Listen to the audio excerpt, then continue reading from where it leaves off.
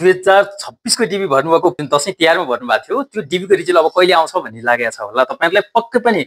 अब तपाईको प्रतीक्षाको घडी समापन भएको छ। अब तपाईको रिजल्ट आउने बेला आइसक्यो। अब केही दिन हो, यो वैशाखको 20 गते, यही वैशाखको 20 गते तपाईको राति 9:45 मा चाहिँ तपाईले आफ्नै मोबाइलबाट मज्जाले डिबीको रिजल्ट हेर्न मिल्छ। पक्कै पनि तपाईहरु मे 3 2025 मे 3 अब वैशाख 20 गते 2082 साल शनिबार पर्छ। राति तपाई 9:45 मा ट्याक्क मोबाइलमा गएर www.dbprogram.state.gov यो वेबसाइटमा गएर तपाईले हेर्नुभयो भने 2026 को रिजल्ट भन्ने आउँछ। तपाईले सुरुमा यो पेज फर्मेटमा तपाईले आफ्नो इन्फर्मेसन हाल्नुपर्छ। तपाईले डिबी भर्दाको कन्फर्मेसन नम्बर 16 नम्बरको डिजिट सर्लक यसमा हाल्नु होला र तपाईको थर लेख्नुस्। ओके, थरमा तपाईको कन्फर्मेसन नम्बरमा स्पेस छ भने स्पेस हाल्नु होला, छैन भने जे छ त्यही अनुसार हाल्नु होला र तपाईले थर्ड स्टेपमा गएर डेट अफ बर्थ इयर हाल्नु होला, साल मात्रै हाल्नु होला, इंग्लिशमा हाल्नु होला, बीएसमा झुकेर नहाल्नु होला नि। त्यसपछि कोडमा आएर कोड लेखेको हुन्छ त्यही लेखेकोलाई यसो टाइप गरेर सबमिट गरिदिनुस्।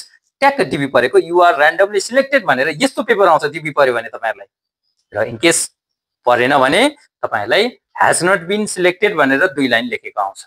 ओके, हैन मेरो त खुल्दै खुलेन नि मैले जानिन भन्नुहुन्छ भने वा रातो आइरहेर आयो भने तपाईले के गर्ने त भन्दाखेरि तपाईले एकचोटी कन्फर्म गर्नुस्। त्यो जुन सेभ गर्नु भएको छ वा प्रिन्ट गर्नु भएको छ कन्फर्मेसन नम्बर, जस्तै आई ओके 1 के मिस्टेक हो कि बी 8 0 ओ यस्तो अलिकति कन्फ्युजन टाइपको अल्फाबेटहरु चाहिँ तपाईको नम्बर र अल्फाबेट दुईटै जोडिएको हुन्छ।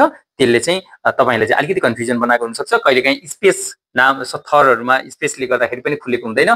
तपाईको एक्ज्याक्ट डेट अफ बर्थ एउटा भए पनि तपाईले कन्फर्मेसनमा डिबी गर्दाखेरि अर्कै डेट अफ बर्थ हाल्नु भएको छ भने त्यो अवस्थामा पनि डिबी परेको लेटर खुल्दैन। तसर्थ तपाईले एकचोटी पुनः कन्फर्म गरेर आफ्नो डिटेल हाल्नु होला।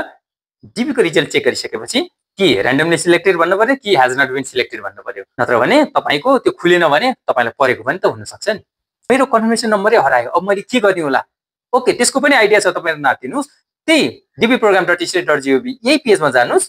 तपाईले त्यसमा खुल्नेबित्तिकै अलिकति सुरुमा कन्फर्मेसन नम्बर हाल्नेको तलपट्टि हेर्नुस् त फर्गेट कन्फर्मेसन नम्बर भन्ने छ, ट्याक्क क्लिक गर्नुस्। तपाईले त्यसमा क्लिक गर्नेबित्तिकै तपाईलाई एउटा नयाँ पेज फेरि खुल्छ।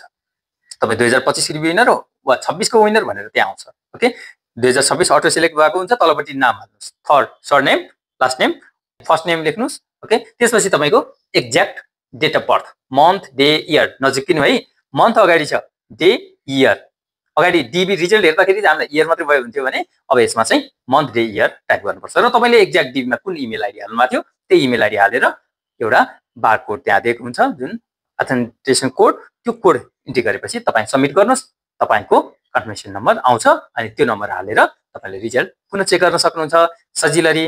भन्दा पहिला 2025 को डिबी विनरहरु कति जना नेपाली परेका थिए भन्दाखेरि 3861 जना जति नेपालीहरु परेका थिए। झन् नेपालीहरु 3800 कै रेन्जमा 3839 कै रेन्जमा चाहिँ पर्नुहुन्छ। प्रत्येक वर्ष लगभग 2500 3000 जति चाहिँ डिबी विनरहरु नेपालबाट प्रत्येक वर्ष अमेरिका जानुहुन्छ। त्यो बीचका मान्छेहरु कतिपय अवस्थामा फालिएका पनि हुन्छन्। केस नम्बर नआएर वा तपाईहरुको विभिन्न उहाँहरुको चाहिँ कोही +2 पास हुनुहुन्न, कसैको मेडिकल फेल हुन्छ, कसैले फ्यामिली ढाटेर सुरुमा अनम्यारिड मान्छे म्यारिड भनेर भर्नु भएको हुन्छ वा म्यारिड मान्छे बच्चा बच्ची छुटाउने वा अनम्यारिड भनेर भर्नुहुन्छ। त्यसपछि जसको फोटो हुनुपर्ने उसको फोटो नभएर अर्कै मान्छेको फोटो हुने वा एउटा देशको कोटा हुनुपर्ने नेपाल कोटा हुनुपर्ने अर्कै देशको हुने, यस विभिन्न कारणले गर्दाखेरि मान्छे जति परेका हुन्छन् 3861 जना नै सबैको चाहिँ भिजा नआउन सक्छ। 55,000 ले मोटामोटी प्रत्येक वर्ष सिलेक्ट गर्नुपर्ने भए पनि डिबी प्रोग्राममा सुरुमा चाहिँ लगभग 1,31,060 जना जति चाहिँ विश्वभरिबाट डिबी परेको छ।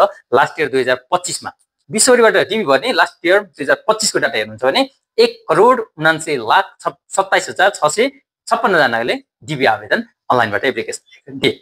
ओके, आशा छ यो वर्षको डिबी तपाईलाई नै पर्नेछ। यहाँको दिन शुभ रहोस्। नमस्कार।